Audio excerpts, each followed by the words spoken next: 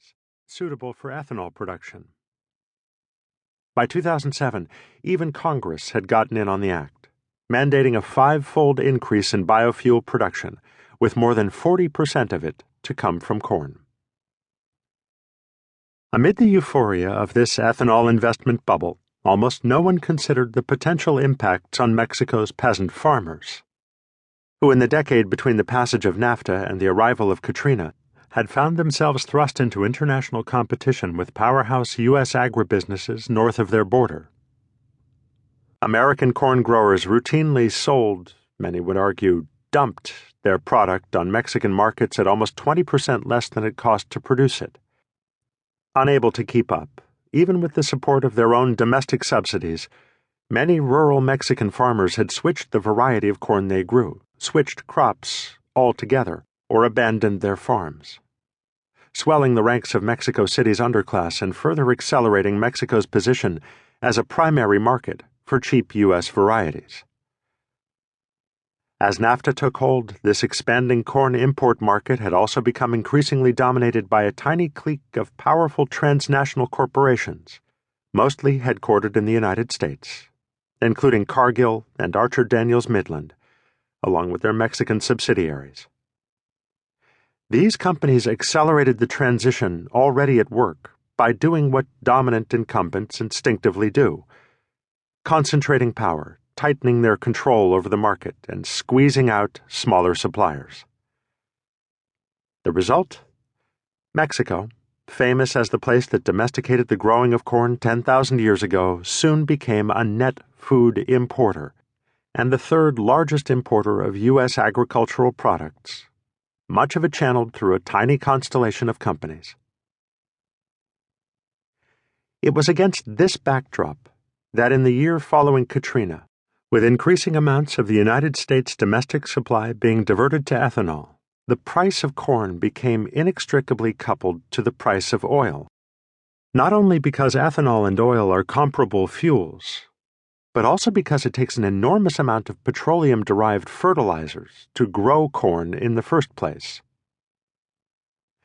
As the price of a barrel of petroleum fluctuated, the price of a bushel of corn began increasingly to move in lockstep. When global speculation drove the cost of a barrel of oil to nearly $140, the now linked price of corn also skyrocketed, provoking what may become an archetypal experience of the 21st century: a food riot.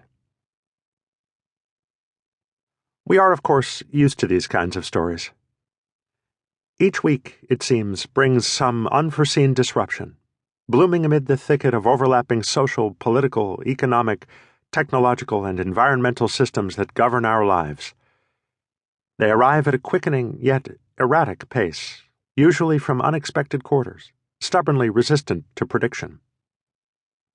The most severe become cultural touchstones, referred to in staccato shorthand: Katrina, Haiti, BP, Fukushima, the crash, the Great Recession, the London mob, the Arab Spring. Other nameless disruptions swell their ranks, amplified by slowly creeping vulnerabilities. A Midwestern town is undone by economic dislocation. A company is obliterated by globalization. A way of life is rendered impossible by an ecological shift.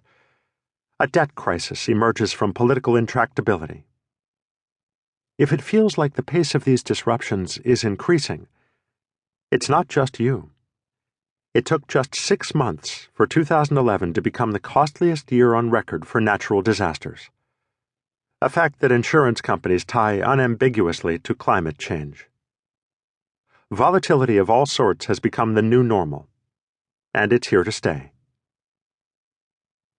While the details are always different, certain features of these disruptions are remarkably consistent, whether we're discussing the recent global financial crisis, the geopolitical outcomes of the war in Iraq, or the surprising consequences of a natural disaster. One hallmark of such events is that they reveal the dependencies between spheres that are more often studied and discussed in isolation from one another. The story of the tortilla riots, for example, makes visible the linkages between the energy system, the oil rigs, the ecological system,